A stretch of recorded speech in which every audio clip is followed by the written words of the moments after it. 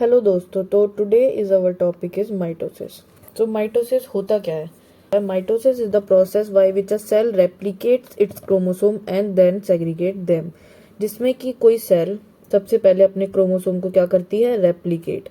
Replicate करने के बाद वो अपने आप को डिवाइड कर लेती है टू डॉटर सेल्स में। This is known as mitosis.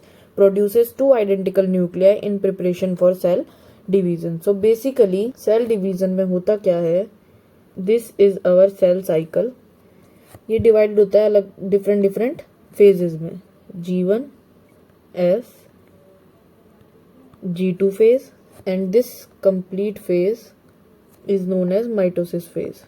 Mitosis phase again divided into 4 stages: prophase, metaphase, anaphase and telophase. This one is prophase, metaphase, anaphase, telophase. After telophase, cytokinesis occurs. Let's take an example of zygote. Zygote is a single cell. Zygote क्या है? एक single cell. ये life stage की सबसे first cell है। Zygote के पास 46 chromosomes होते हैं, यानी कि 23 pair of chromosomes. In our body, every cell have 23 pair of chromosome. तो first cell is zygote, 46 chromosome. It enters into the G phase. G phase में क्या होती है? सेल की ग्रोथ। यहाँ से सेल की होगी ग्रोथ। उसके बाद सेल एंटर करेगी अपने S फेज में। S फेज में होता है सेल के DNA का रेप्लिकेशन। रेप्लिकेशन होने के बाद सेल एंटर करती है अपने G2 फेज में। G2 फेज में अगेन सेल करती है growth for the further process of mitosis. G2 के बाद सेल माइटोसिस की फर्स्ट स्टेज प्रोफेज में एंटर करती है। So according to this diagram, this is a interphase. यहाँ पे सेल ने अपना रेप्लिकेशन कर लिया DNA का एंड सेल प्रिपेयर हो गई माइटोसिस की first stage that is prophase में एंटर करने के लिए। तो प्रोफेज में एंटर सेल ने किया रेप्लिकेशन के बाद। प्रोफेज में जो न्यूक्लियस है, न्यूक्लियस होने लगता है disintegrate and DNA thread like structure जो इंटरफेज में DNA की थी वो हो जाती है क्रोमोसोम की फॉर्म में अरेंज।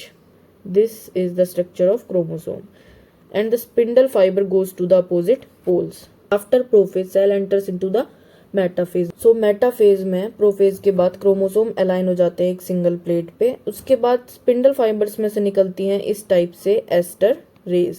इनको बोला जाता है एस्टर रेज।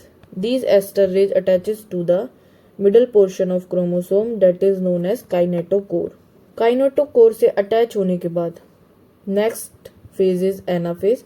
एनाफेज के अंदर क्या होता है? काइनेटोकोर से अटैच होके एस्टर रेज पुल करती है क्रोमोसोम को अपोजिट पोल्स पे। टीलोफेज के अंदर सेल स्टार्ट हो जाती है डिवीजन होना और जो क्रोमोसोम्स है वो अपोजिट पोल्स पे जाके क्या हो जाते हैं? बाउंड न्यूक्लियर मेम्ब्रेन से। टीलोफेज के अंदर न्यूक्लियर मेम्ब्रेन फिर से रीअपियर होने लग जाती है। In telophase nuclear membrane again reappear. After that telophase the cytokinesis stage occur. Cytokinesis means division of cytoplasm. Cytoplasm का डिवीजन होने से क्या होता है कि एक सिंगल सेल डिवाइड हो जाती है टू डॉटर सेल्स में with their chromosomes. So basically chromosome जब डिवाइड हुए इसके अंदर आते हैं हमारे दोनों सेल्स के अंदर 46 क्रोमोसोम्स। हम माइटोसिस को क्या बोलते हैं? Equational division. माइटोसिस को इक्वेशनल डिवीजन क्यों कह रहे हैं? क्योंकि जब सेल का डिवीजन स्टार्ट हुआ जाइगोट से, जब स्टार्टिंग हुई तो सेल के पास थे 46 क्रोमोसोम्स। 46 क्रोमोसोम एस फेज में क्या हुए? रेप्लिकेट। तो उन्होंने बना ली अपनी कॉपी, एग्जैक्ट कॉपी 46 एंड 46। आगे डिवीजन में यही दो सेल्स यानी कि 146 chromosome in another cell and 146 chromosome in another cell, इन इसी एक सेल के डिवीजन से बनी 2 सेल्स विद 46 क्रोमोसोम। ये किसकी वजह से हो पाया? क्योंकि इंटरफेज के टाइम पे एस फेज में DNA का रेप्लिकेशन हो चुका था जिसकी मदद से 46 और 46 क्रोमोसोम में डिवाइड हो चुका था। तो जहां से स्टार्ट हुआ यानी 46 क्रोमोसोम से एक सिंगल सेल स्टार्ट हुई और एंड तक जब तक सेल डिवीजन चलेगा बाय माइटोसिस, हर एक सेल में क्रोमोसोम होंगे हमारे 46।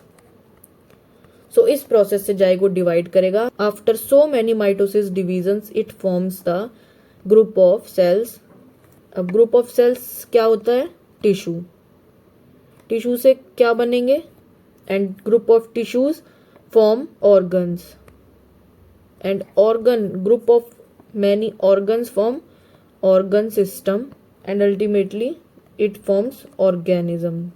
So this is the process of mitosis. What is the importance of mitosis? It helps in maintaining equal number of chromosome in each separated daughter cell after division. जैसा कि हमने अभी पढ़ा कि 46 क्रोमोसोम से जाइगोट स्टार्ट हुआ और ultimately एक ऑर्गेनिज्म जब फॉर्म हुआ तो उसकी हर सेल के पास कितने क्रोमोसोम थे? 46। इसलिए इसको क्या बोला जाता है? Equational division. This process is responsible for the growth and development of multicellular organism. Mitosis repair all damaged tissues and help in recovery of damaged organ. यदि किसी भी सेल में, किसी ऑर्गन में डैमेज हो जाता है, उसके बाद क्या होता है? अगर इस पर्टिकुलर एरिया में डैमेज हो गया तो इसके आसपास की जो सेल्स हैं वो क्या करेंगी? माइटोसिस परफॉर्म करेंगी एंड जहाँ डैमेज हुआ है उस सेल को रिपेयर कर देंगी. So this is the process of mitosis. If you like the video, please like and subscribe.